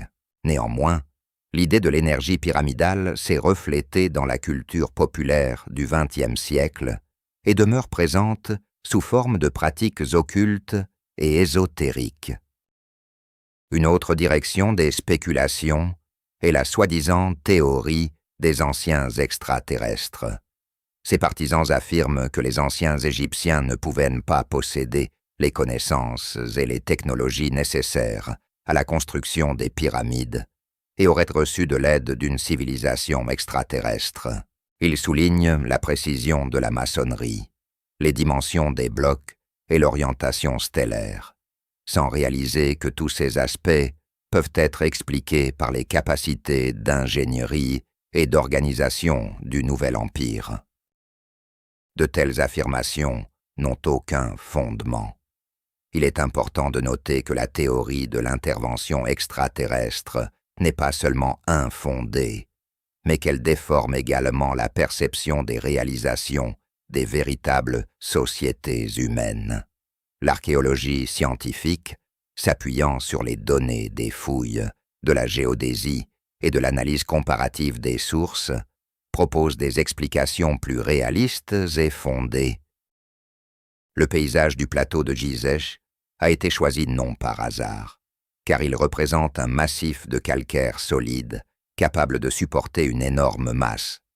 La plateforme a été nivelée en utilisant des canaux d'eau pour atteindre l'horizontalité de la base.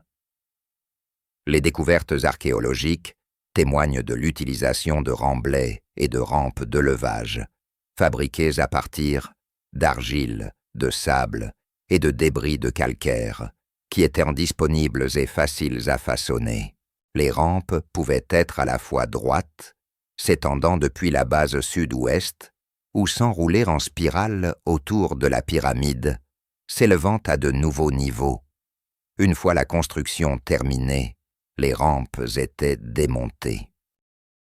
Les vestiges de structures d'ingénierie liées aux dispositifs de levage ont été découverts sur les chantiers de la 4e dynastie. Les blocs de pierre étaient déplacés sur des patins en bois, tirés à l'aide de cordes, tout en humidifiant la surface pour réduire la friction. L'efficacité de cette méthode a été confirmée par des expériences et des images montrant son utilisation ont également été trouvées. Cette technologie permettait de soulever même des blocs lourds pesant jusqu'à 15 tonnes. Lors du travail coordonné de plusieurs dizaines de personnes, l'organisation du travail était strictement centralisée. Les fouilles menées par Mark Lehner et Zahi Hawass, au sud-est du plateau, ont découvert les vestiges de villages où vivaient les ouvriers, les fours, les greniers à grains, les restes de gros bétail et les récipients en céramique trouvés témoignent d'une alimentation stable et d'un mode de vie. Les travailleurs se relayaient, répartissant différentes tâches et vivant dans des camps fixes. Parmi eux se trouvaient des tailleurs de pierre qualifiés, des charpentiers et des approvisionneurs. Leurs tombes ont été trouvées à proximité du lieu de travail. Ils étaient enterrés avec des outils dans des sépultures individuelles, ce qui indique un respect pour leur travail. Ces personnes n'étaient pas des esclaves, mais des Égyptiens servant le roi et leur État, et leur participation à la construction reflétait une importante structure sociale où la contribution personnelle était hautement valorisée. En ce qui concerne la structure de la pyramide, la plupart des chercheurs s'accordent à dire que ces espaces intérieurs étaient conçus dès les premières étapes de la construction et se formaient au fur et à mesure de l'édification.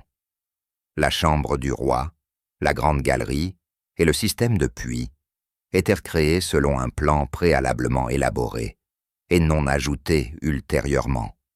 Cela implique que les blocs étaient posés avec des espaces et des vides prévus pour l'aménagement des futurs espaces. Une fois la maçonnerie terminée, ces zones étaient nivelées et traitées, formant un système architectural cohérent. Les dalles de granit qui recouvrent la chambre du pharaon étaient levées et installées sur place à l'aide de canaux et de plateformes spéciaux.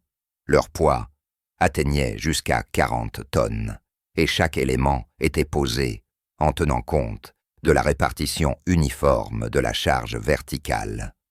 Les étroites puits qui se détachaient des chambres étaient également formés pendant la construction et non creusés ultérieurement dans la maçonnerie déjà posée.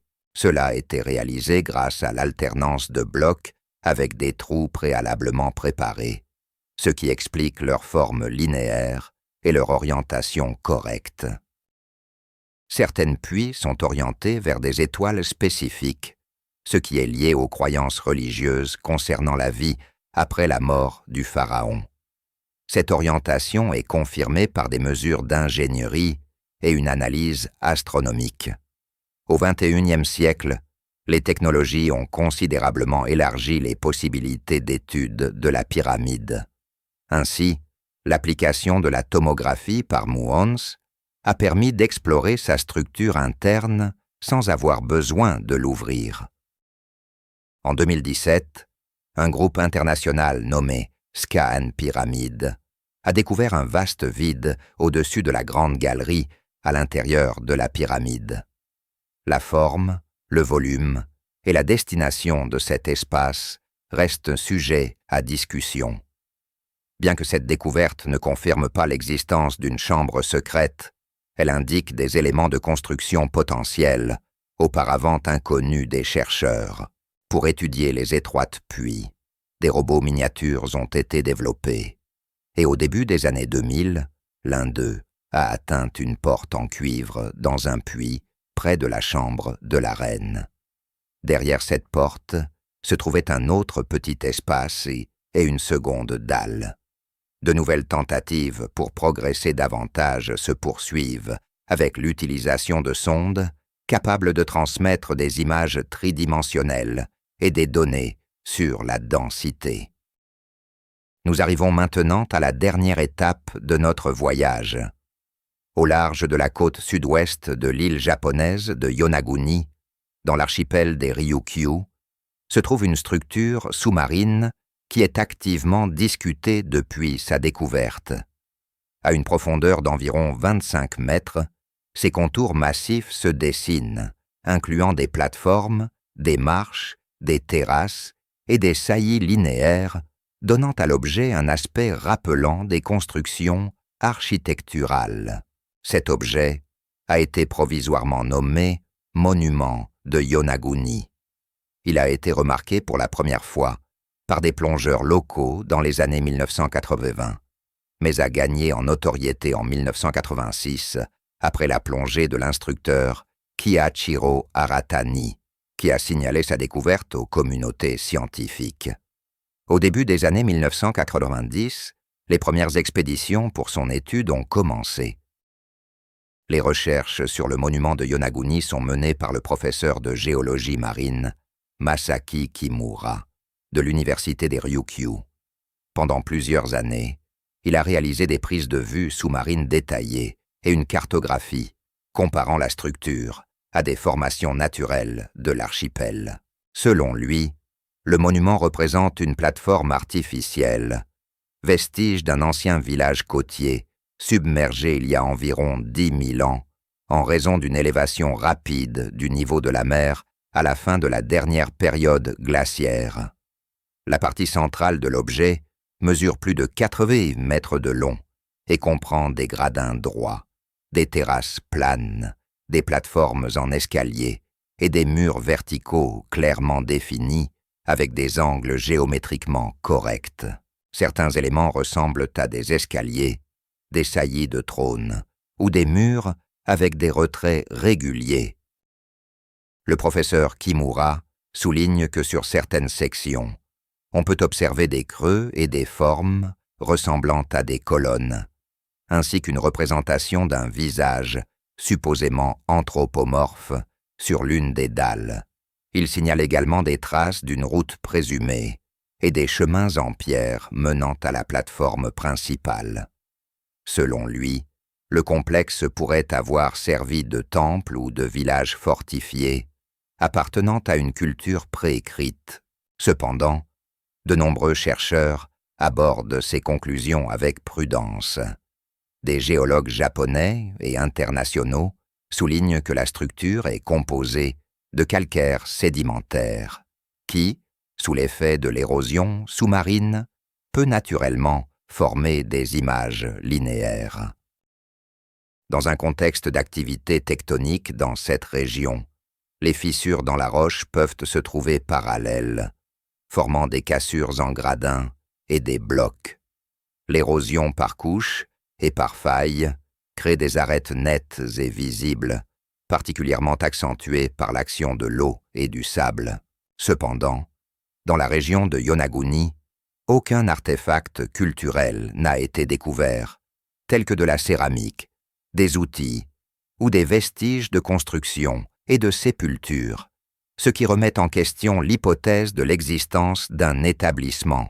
Les géologues établissent également des analogies avec d'autres formations naturelles, par exemple avec des structures sur l'île de Batanes, au large des Philippines, ainsi qu'avec des formes naturelles en Sicile, à Malte et en Irlande du Nord, qui présentent des angles droits similaires et des débris en gradins formés par des processus géologiques. De telles formes peuvent se former à la suite de multiples déplacements, d'érosion et de stratification des roches. Le professeur Kimura et son équipe continuent de présenter des cartes, des photographies et des rapports, soulignant la nécessité de fouilles sous-marines. Cependant, les sceptiques notent l'absence de données stratigraphiques, de couches culturelles et de signes évidents de traitement manuel. À ce jour, aucun travail scientifique n'a confirmé l'origine artificielle de la structure avec la rigueur nécessaire. Dans les revues académiques internationales, l'objet est considéré comme une formation géologique visuellement similaire à des éléments architecturaux. Cependant, l'interprétation précise est compliquée par l'emplacement du monument. Les conditions aquatiques autour de Yonaguni se caractérisent par de forts courants, une visibilité limitée et des tempêtes fréquentes. La majeure partie des informations visuelles a été obtenue à l'aide de caméras sous-marines et de photographies prises lors d'expéditions de courte durée. La création d'un modèle tridimensionnel de l'objet est compliquée par des limitations techniques, et la stratigraphie marine précise reste inexplorée en raison de l'absence de forages en eau profonde. Le monument de Yonaguni est toujours considéré comme une énigme de la géologie marine et suscite un intérêt culturel. La communauté scientifique reconnaît principalement l'origine naturelle de la forme. Cependant, les partisans de théories alternatives continuent d'affirmer son caractère mégalithique, jusqu'à ce que des fouilles sous-marines à grande échelle et une analyse géochimique soient réalisées. La question de l'origine de cette plateforme sous-marine restera ouverte. Un grand merci pour votre attention. Nous avons commencé par le mystérieux cercle de Stonehenge et suivi les traces des anciennes civilisations bâtisseuses à travers l'Égypte, le Pérou, les profondeurs océaniques et la côte du Japon. Chacun de ces lieux représente non seulement un mystère archéologique, mais nous rappelle également combien nous savons peu de notre lointain passé.